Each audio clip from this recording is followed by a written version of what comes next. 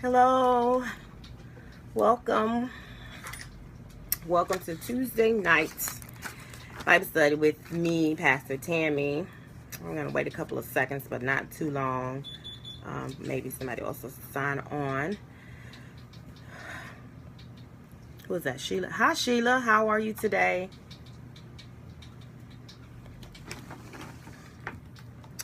Let's see. Where are my notes?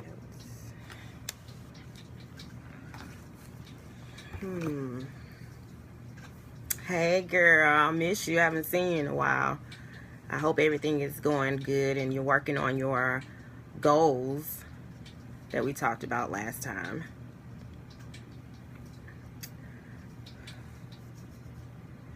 Hopefully we'll get some other people to sign on. They'll probably join on a little bit later. So tonight I'm actually starting a new series called Breathe. Oh, good, Sheila. I'm glad. Good. And we'll have to follow up. Actually, we'll do that on Saturday. I'll call you on Saturday. And we can follow up Saturday afternoon. Or evening, rather. So I'm actually going to, tonight, be starting a new series called Breathe. And I'm actually doing it in honor of, thank you, Sheila, for sharing the broadcast. I'm actually doing this new series, Breathe, kind of like in honor of the month of May being the month of mental health awareness. And so I'm not a doctor or anything, so I won't be talking about medical issues and how to deal with that. I am an advocate for people going to the doctor and making sure that they get their checkups and doing everything that the doctor has asked for them to do. So that I think that's very important. But because last year I experienced a little taste of this issue, I wanted to kind of bring awareness to it, because I know especially in our Black culture, we tend not to pay much attention to it, or we try to denounce it. And even in the church arena, sometimes we will try to rebuke it and by shy over it, when actually people really need help. And so the month of May has been designated for many years now the month where they make mental health known, and they do awareness and have different activities. And so there are so many different places that you can go to kind of look on the web to see what they're doing and what they're talking about there. So that's what this series will be about, breathing. It'll be about taking time to stop. It'll be taking time to really relax and to let go of some things that we are carrying, and to be able to just relax and enjoy life and let God be God in our life and in our circumstances. So that's where this series is going to go for the next couple of weeks, maybe 2 or 3 weeks. And also because Breathe is also about us not always feeling like we have to take charge. Breathe is about not always having to be busy. Breathe is about thank you for that. Breathe is about slowing down and being in the moment. Not always having to do something. And I used to be, well, sometimes I still am that type of person. And so that's the foundation of basically where this new series is going to go. And so tonight I'm going to try to lay a foundation for the next couple of days, the next couple of weeks, of what we'll be talking about as it relates to breathing and as it relates to mental health awareness for this entire month. And so I'm gonna actually read just one verse. Hopefully I won't be too long tonight, but I do believe that you'll enjoy this series as well as myself. So we're going to be talking about tonight learning to breathe, and it's going to come from Genesis 2:7, which says, "Then the Lord God formed man from the dust of the ground and breathed into his nostrils the breath of life, and man became a living being. It's a very familiar scripture. It's one that we all know. It's how we were created and shaped and formed, and how we became into our existence, as we know that God has given us this breath of life.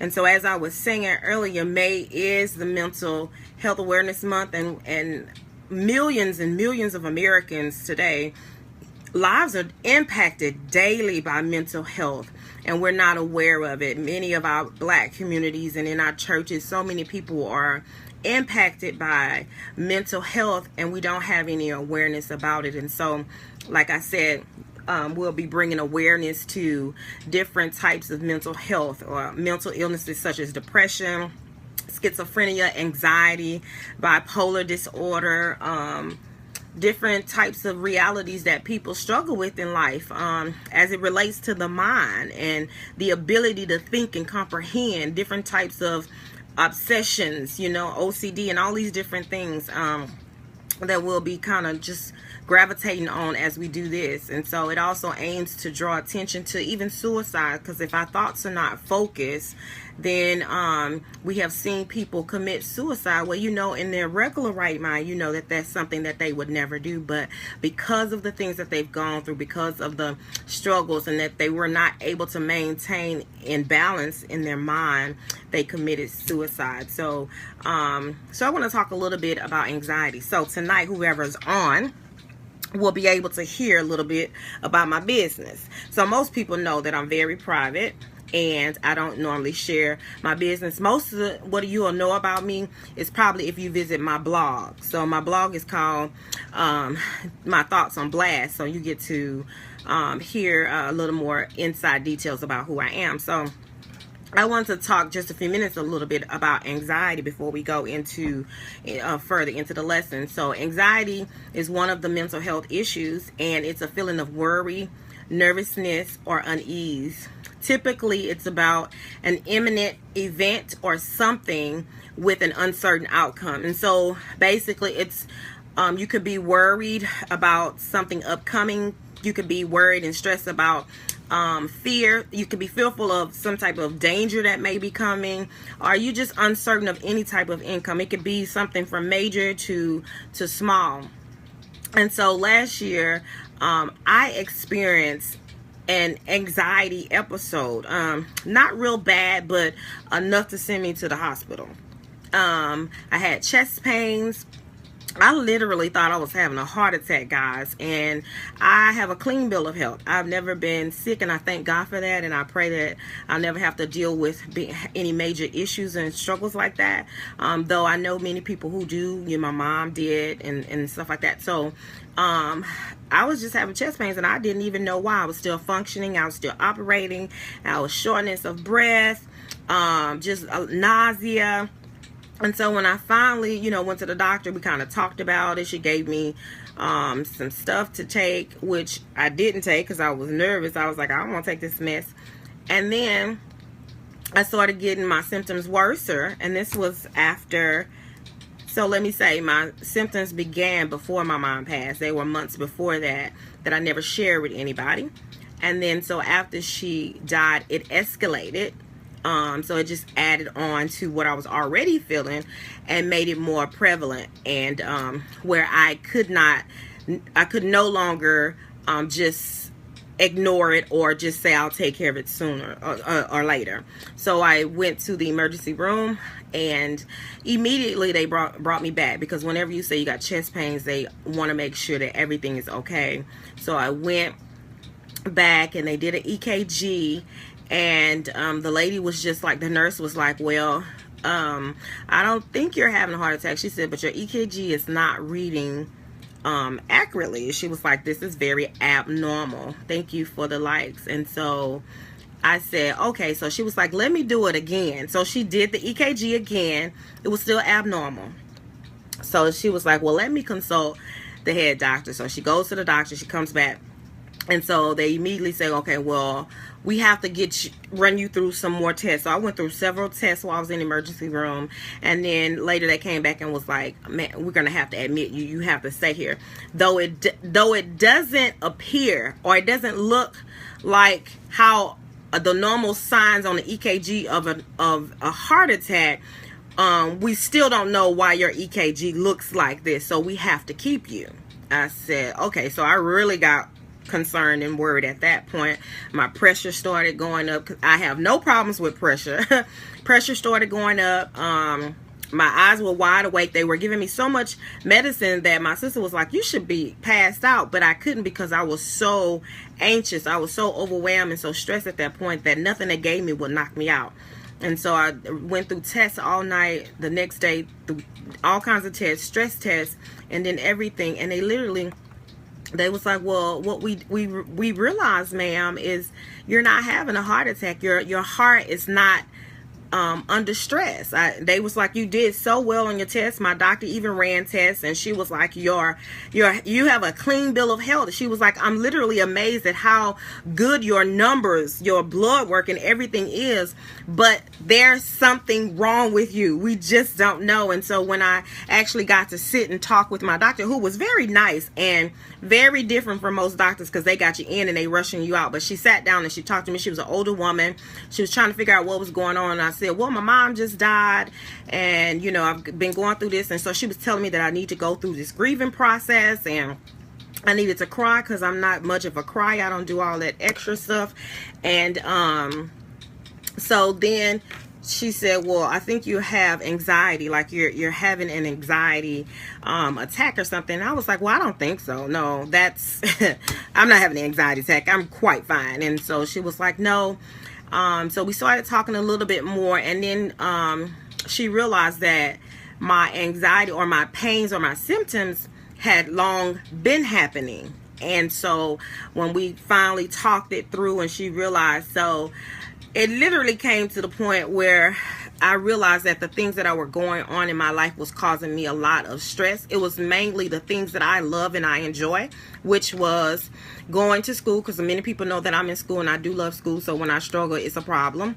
So school was overwhelming. I am in my doctoral program, and I was then last year, and I was taking care of my mom, who was not well at that point, and then I was working in full-time ministry. And so the three very things that I love were the three very things that at that point that I was being consumed by. Hi, Pastor Murray, so blessed to have you here. Were the three things that were consuming my life, that was literally sucking the life, the breath out of me. And so my doctor told me that I needed to reevaluate some things. I needed to start looking at some things and putting some things in place. And so I did that. I stepped back for a little bit, and I had to realize, okay, I love these things, but which one do I need to give up? Where am I? What's going on? And so what I realized is that though I was working in a place or in a setting where I was able to do what God has gifted me to do, and I loved so much, and I loved the people, the environment was killing me. It was sucking the life out of me. And God was saying, you know, do you feel like I can't use you in another environment? You know, and I had to trust God, but I was so worried about stepping out and moving and changing things in my life. And so at that point, I realized that I was struggling, and I had these anxiety attacks that was happening that nobody knew. And I realized that, and they teach us in seminary about having not being without anxiety, because that's impossible. We all have it, but having a lower level of anxiety and balancing it. So what I did was I went back and I started remembering the things that they were training us and teaching us. And the last visit I went to my doctor, she gave me, I was not sleeping. Many people don't know, I stay up late anyway and rise up early. But when it got to the point where I wasn't sleeping, that was crazy. So my doctor decided she was going to give me some pills to help me sleep. And then she was going to give me some pills to help me function in the daytime. Because you know, when you don't sleep, you don't function well in the daytime.